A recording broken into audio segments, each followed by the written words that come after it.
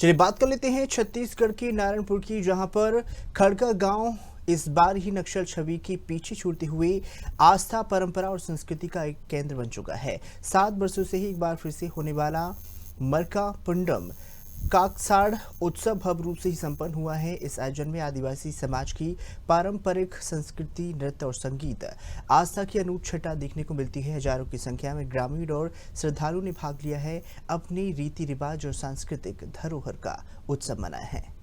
नारायणपुर छत्तीसगढ़ का वह इलाका जिसे अक्सर नक्सल गतिविधि के लिए जाना जाता है, आज सांस्कृतिक चेतना, परंपरा, आस्था का केंद्र बन चुका है। ग्राम खड़का गांव में आयोजित हुआ मरकपंडुम काकसाड़, जिसमें आदिवासी समाज की जीवन संस्कृति की अनुपम झलक देखने को मिलती है। इस आयोजन में नारायणपुर सहित ही बस्तर, कांकेर, दंतेवाड़ा और छत्तीसगढ़ के अन्य क्षेत्रों में हजारों की संख्या में आदिवासी समाज के लोग पहुंचे। इतना ही नहीं, उड़ीसा, तेलंगाना, महाराष्ट्र के सीमावर्ती क्षेत्रों में भी आदिवासी प्रतिनिधि इस कार्यक्रम में शामिल हुए। अपना परिचय देंगे और मैं बताइए, अपना परिचय देंगे। परिचय, मेरा नाम राम साई दुग्गा है। मैं खड़का गांव का हूं, ग्राम पंचायत का उप सरपंच भी हूं। यहाँ पे क्या कुछ कार्यक्रम हो रहा है? कार्यक्रम हम लोगों का क्या है, मरका पंडुम माने कि ये राउड का उद्घाटन था। प्लस हम लोग 7 साल में इस आयोजन करते हैं। 7 साल में हम लोग 7 भाई बैठते हैं साथ में, हमारे अक्को, मामा, इलूर पीलूर, जो जितना हमारा देश दुनिया से, जैसे बोलते हैं कि इसको केवल दुग्गा लोगों का है। दुग्गा लोगों का नहीं, ये भूम का पेन है ना, परगना का पेन नहीं है, ये भूम का पेन है। इसलिए पूरा भूम से मतलब भूमकाल। तो यहाँ से आए हुए हैं, महाराष्ट्र से भी आए हैं, मध्य प्रदेश से भी आए हैं, कुछ उड़ीसा बॉर्डर से भी आए हैं, सभी लोग आए हुए थे। लेकिन आज जो है ना, कल मतलब परसों से हम लोग गोंडी में न्यूतो बोलते हैं, माने कि देवों का निमंत्रण, माने यहाँ आगमन होता है। उसके बाद उस रात को देव खेलते हैं, पूजा अर्चना होता है, उसका सेवा सत्कार होता है। उसके बाद जो दूसरा दिन सवेरा होता है, उस दिन उसका सेवा होता है। सेवा के बाद हम लोग सेवा बोलते हैं। उसके बाद जो हम लोग आदिवासी परंपरा में पूजा बोलते हैं, उसको कोई किसी प्रकार से हम पूजा करते हैं। उसके बाद नाचते हैं, नाचने के बाद फिर समापन होता है, नाच गान होता है। हम लोगों का नृत्य है, नृत्य तो नहीं बोलूँगा, हम लोगों का आस्था है। हाँ, उसके बाद यहाँ पे अभी कितने लोग यहाँ पे मौजूद हैं, कितने लोग आए थे? यहाँ लगभग मेरा हिसाब से तो मैं पहली बार, मैं अभी 49-50 का हूँ, तो मैं पहली बार देखा इतना भव्य जनसंख्या, माने कि 15 से 20 हजार लोगों का उपस्थिति था। अभी सब निकल गए हैं। इस आदिवासी संस्कृति परंपरा को अगली पीढ़ी तक के पहुँचाने के लिए क्या कुछ खास कार्यक्रम किया है? हम लोग अगला पीढ़ी को लेने के लिए भाई हम लोगों का आस्था है। हम प्राकृतिक का पुजारी हैं, पूजा करने वाले हैं। पहले तो हम लोग, हमारे दादा परदादा इतना बता नहीं पाए। मैं भी थोड़ा सा पढ़ा लिखा हूँ। हम खोज करते हैं कि हम अपना परंपरा को कैसा बचाया जाए, हमारा रीति रिवाज को कैसा बचाया जाए, वही हम सोचे। अभी तो इतना 15-20 हजार का जनसंख्या था, आने वाला 7 साल में इससे भी भव्य होगा। 50 से 60 हजार तक का जनसंख्या आएंगे। हमारे बहुत लोग पूरा छत्तीसगढ़ नहीं, ऑल इंडिया में आएंगे यहाँ पे। इस विशेष अवसर पर देवी देवताओं को आम की पहली फसल अर्पण की जाती है।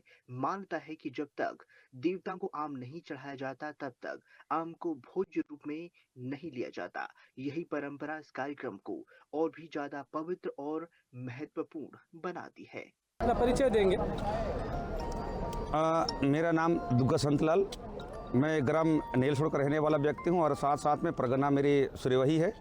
और इससे खड़का बूढ़ा का हजूर बेटा का मैं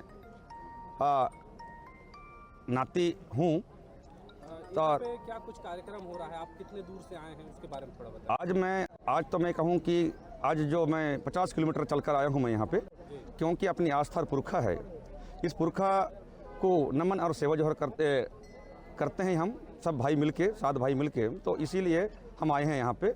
और साथ साथ में ये कहना चाहूँगा मैं, आने वाला पीढ़ी, आने वाला भविष्य को प्रकृति को संदेश देने के लिए प्रकृति ने हमें दिया है जो सिस्टम और नीति, उस नीति और रीति को चलाने के लिए और आने वाले पीढ़ी और व्यवस्था को जाने और माने, इसलिए इसको कर्षण और कार्य किया जाता है और करते भी हैं। तो आज ऐसा है कि अपना आस्था पुरखा को देखते हुए आज हम 50 किलोमीटर चल के आ रहे हैं। ऐसा नहीं कि महाराष्ट्र 400 किलोमीटर से यहाँ दूर, आज तो अनंत राज्य से, ये तो हम छत्तीसगढ़ राज्य है, अनंत राज्य से आ रहे हैं अपना पैसा कौड़ी खर्च करते हुए, क्योंकि एक आस्था पुरखा है। या तो यार अगर नहीं आते तो उसमें क्या है कि अपना जो अपनी खून जो रिश्ता है वो रिश्ता खींच के लाती है।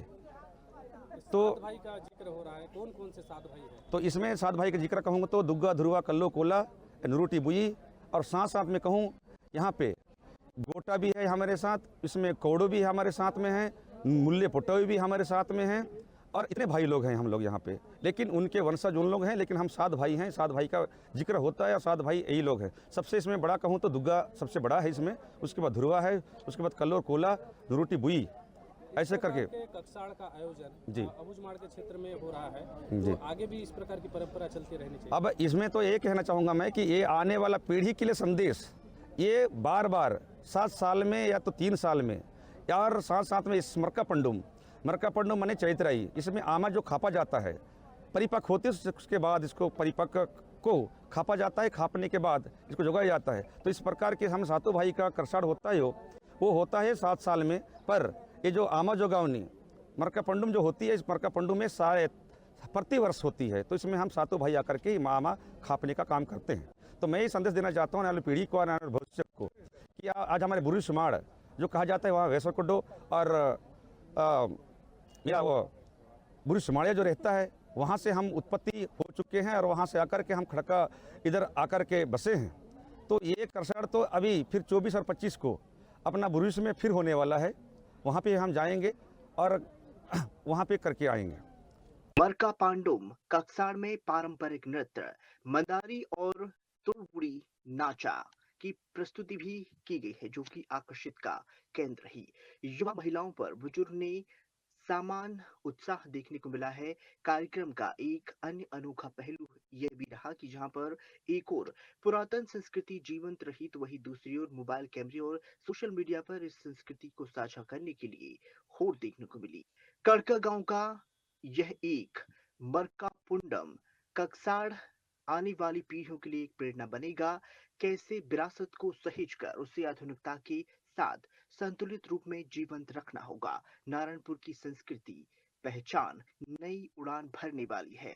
इस आयोजन में एक बार फिर यह साबित कर दिया है कि बस्तर सिर्फ संघर्ष नहीं, संस्कृति का एक केंद्र। मेरा नाम रामचंद्र दुग्गा है। कहाँ से आए?